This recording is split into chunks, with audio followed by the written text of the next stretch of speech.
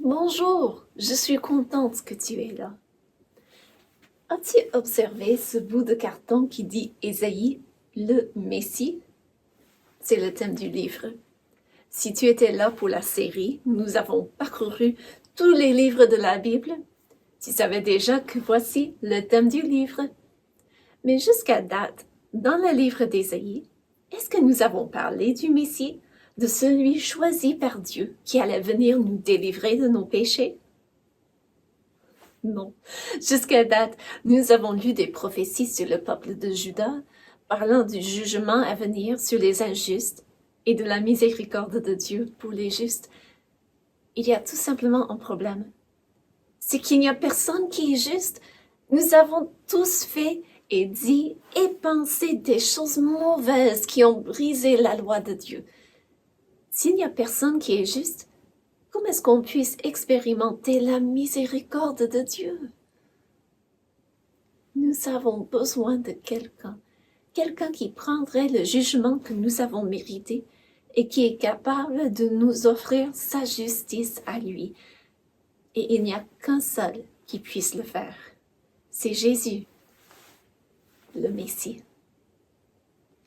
Dieu utilise le livre d'Ésaïe pour nous révéler des détails sur le Messie Jésus-Christ. Il nous dit comment il serait et ce qu'il ferait. Quand Dieu a donné ses prophéties à Ésaïe, on attendait la venue du Messie. Pour toi et pour moi, le Messie est déjà venu. Donc c'est plus facile pour nous de comprendre ces détails que ça ne l'était pas pour le peuple du temps d'Ésaïe. C'est fascinant de voir ce que Dieu a prédit à Ésaïe, parce qu'il y a plusieurs détails que Dieu a annoncés des années et des années avant leur accomplissement. En fait, on dit qu'il y a plus de 300 prophéties dans l'Ancien Testament qui nous parlent du Messie. Dans ces prophéties, Dieu nous donne des détails en avance pour nous aider à identifier le Messie. 300, c'est beaucoup! Ici, dans le livre d'Ésaïe, au chapitre 4, Dieu appelle le Messie par un nom particulier. Si tu as ta Bible, ouvre-la au livre d'Ésaïe, au chapitre 4, pour être prêt pour l'étude. Mais avant de plonger nos regards dans les Écritures, nous allons chanter avec Noiro.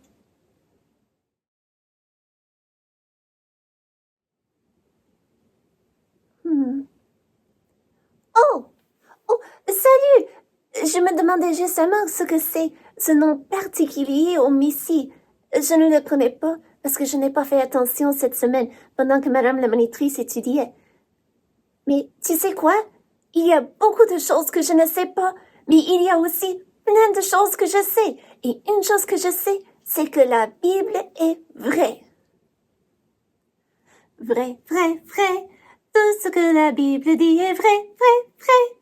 De tout mon cœur, je veux y croire. Si l'on me dit c'est des histoires, c'est pas vrai. Tout ce que la Bible dit est vrai, vrai, vrai. Je suis content que la Bible dit la vérité, parce que la Bible me dit que je peux avoir confiance en Dieu.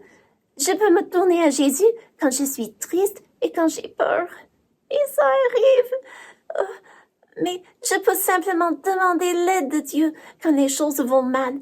N'importe qui peut se tourner à Dieu et croire en lui comme sauveur. Comme il est bon d'être prêt à accepter tous ceux qui viennent à lui.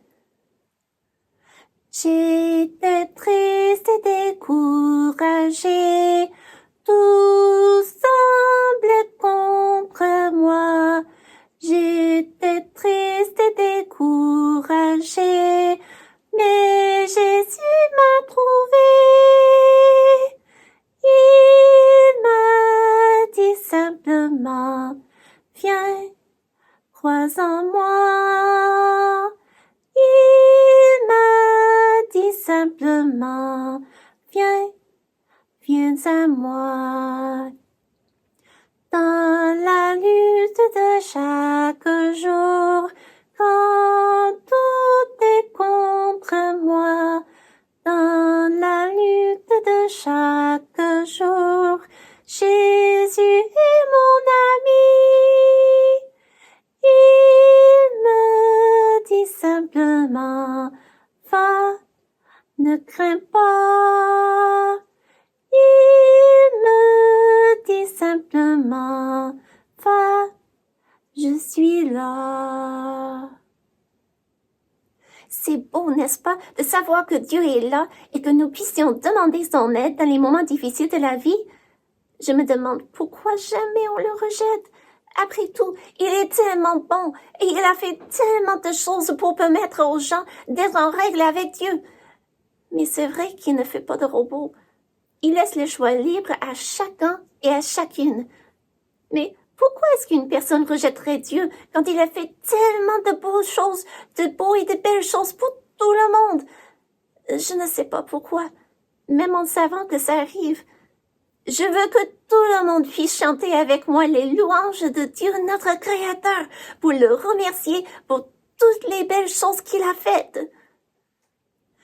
Oui, l'Éternel a fait pour nous de si belles, de si grandes choses. Redisons-le car c'est vrai, l'Éternel a fait pour nous de si grandes choses. Il nous dit, je bénis tous ceux qui viennent à moi. C'est pourquoi aujourd'hui, oui, nous sommes dans la joie. Oui, l'Éternel a fait pour nous de si belles, si grandes choses. Disons-le car c'est vrai, l'Éternel a fait pour nous de si grandes choses. Il remplit notre cœur de sa paix, de sa chaleur. C'est pourquoi aujourd'hui, oui, nous sommes dans la joie. Oui, je suis dans la joie quand je pense à combien Dieu est bon. Il a envoyé son Fils, Jésus, pour être le sauveur du monde. Mais je ne connais toujours pas le nom particulier que Dieu a donné à Jésus, le Messie. Peut-être que je dois prendre ma place et bien écouter pour l'apprendre. Es-tu prêt à écouter? Moi, oui. Oh, après avoir pris ma place.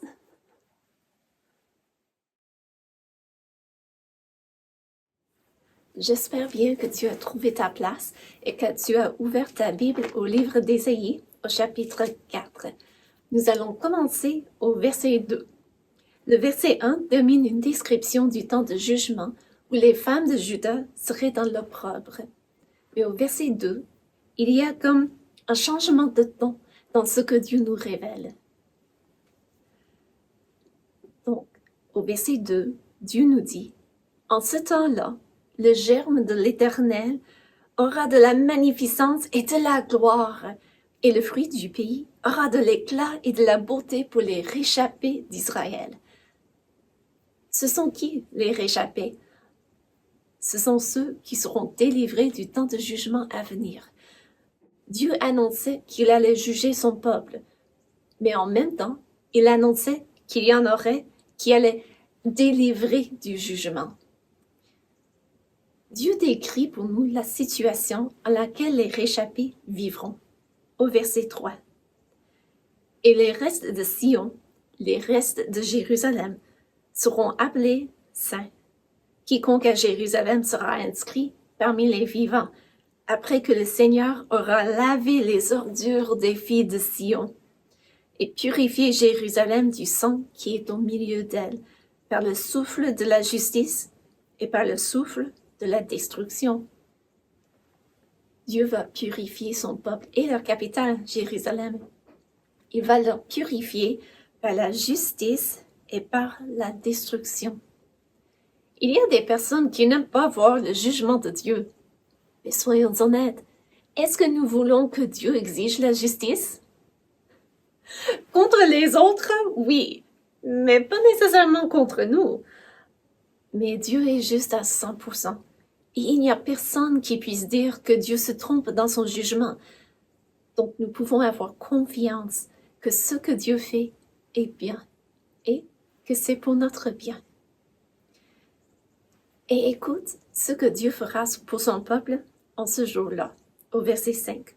« L'Éternel établira sur toute l'étendue de la montagne de Sion et sur les lieux d'assemblée, une nuée fumante pendant le jour et un feu de flamme éclatante pendant la nuit. Car tout ce qui est glorieux sera mis à couvert. Il y aura un abri pour donner de l'ombre contre la chaleur du jour, pour servir de refuge et d'asile contre l'orage et la pluie. Dieu dit qu'il établira une nuée et un feu de flamme. Est-ce que ça te rappelle quelque chose? Quelque chose que Dieu a fait pour son peuple quand les enfants d'Israël sortaient de l'Égypte, où les Égyptiens les poursuivaient? Dieu a établi une nuée entre eux et les Égyptiens qui s'en venaient pour le prendre. Et il a mis une flamme de feu aussi. C'était une représentation physique de la présence de Dieu avec eux et de la protection que Dieu leur offrait. Et Dieu dit qu'il va encore dans l'avenir établir ces deux marques de sa présence et de sa protection avec eux. La Bible nous dit plein de fois que Dieu est un refuge pour ceux qui se confient en lui. Oui, nous pouvons nous confier en Dieu. Pourquoi? Parce qu'il a envoyé son Fils, Jésus, le Messie, le Sauveur du monde. En Jésus, Dieu a satisfait à sa justice et a aussi pourvu un moyen pour nous d'expérimenter sa miséricorde en même temps. Et quel est le nom particulier que Dieu donne au Messie dans ces versets? Oh, je ne t'avais pas dit tout de suite, parce que je voulais voir si tu étais capable de le trouver pour toi-même. Si tu veux relire ces versets, mets la vidéo sur pause pour chercher ce nom particulier.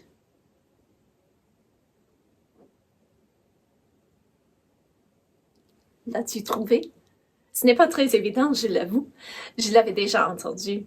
C'est pour cela que je l'ai reconnu. Ce nom particulier du Messie, de Jésus, ça se trouve au verset 2. En ce temps-là, le germe de l'Éternel aura de la magnificence et de la gloire. Le germe.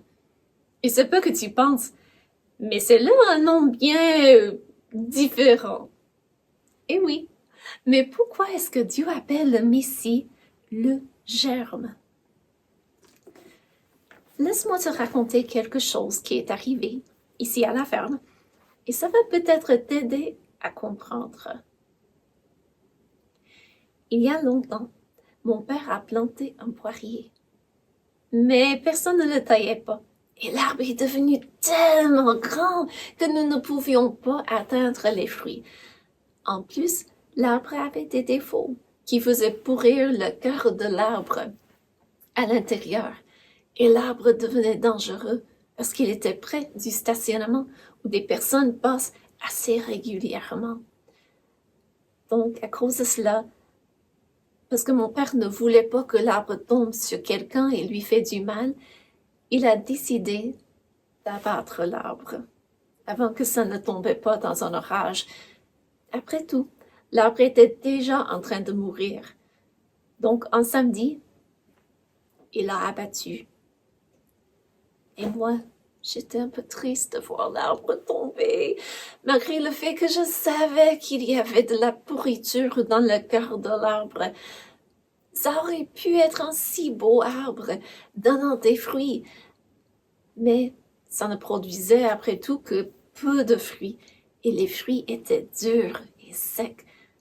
Donc, pour la sécurité du monde, c'était une bonne chose que l'arbre soit abattu. Mais quelle surprise une année après! Il y avait des germes qui sortaient autour de la souche. Les germes poussaient pour faire un nouveau arbre, dans le même sens, mais cette fois-ci, meilleur. Et comprends-tu? On aurait dit que le peuple d'Israël était corrompu dans leur cœur, qu'ils n'étaient pas capables d'obéir aux lois de Dieu à 100%. Et c'est vrai, et leurs rois ont été amenés prisonniers dans des pays lointains à cause de cela. Mais Dieu a promis qu'un germe naîtrait de leurs racines que quelqu'un viendrait qui ferait tout ce que le peuple ne pouvait pas faire. Quelqu'un qui régnera sur le trône du roi David. Ce germe ferait la justice et serait un refuge pour son peuple. Ce germe, c'est Jésus, le Messie. Il est venu la première fois pour s'offrir comme sacrifice pour tous ceux qui demandent pardon à Dieu. Il viendra une deuxième fois pour régner physiquement sur la terre de Jérusalem. Maintenant, quand tu lis dans la Bible les détails que Dieu donne sur le germe d'Israël, tu sauras que tu lis des détails concernant Jésus. Et n'oublie pas que ce germe est prêt à être ton refuge si tu choisis de croire en lui.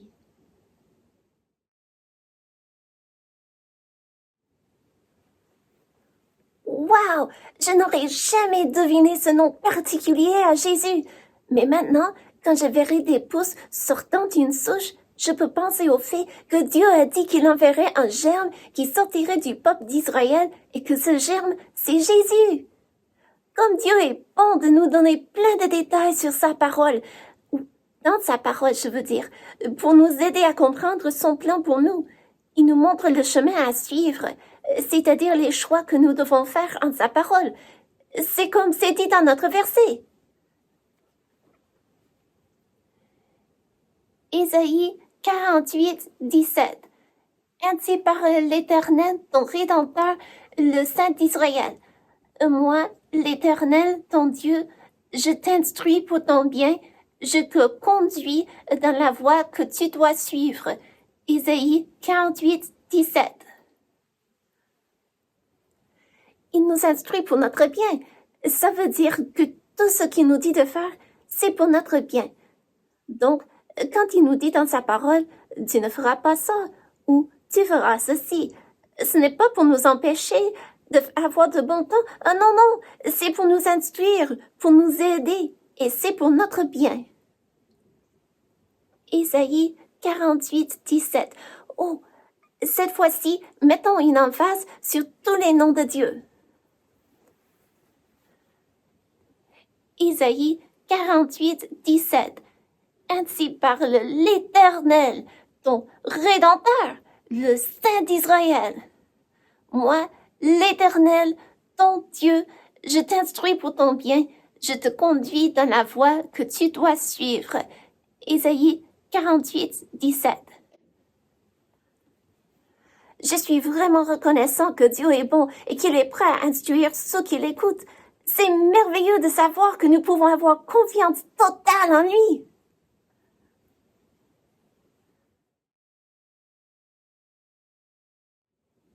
Oui, c'est merveilleux de savoir que nous pouvons avoir confiance totale en Dieu notre Créateur.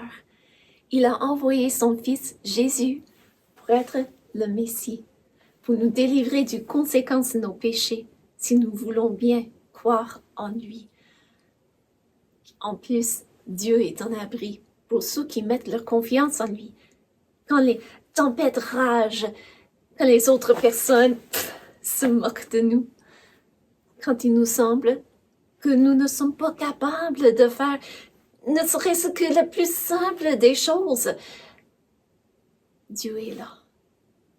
Et ceux qui ont choisi de croire en Dieu comme Sauveur peuvent avoir confiance totale que ce germe qu'il a promis est aussi un refuge sûr contre les incertitudes de la vie.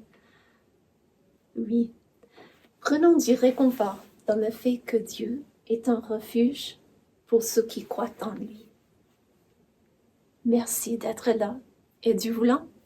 À la prochaine. Au revoir.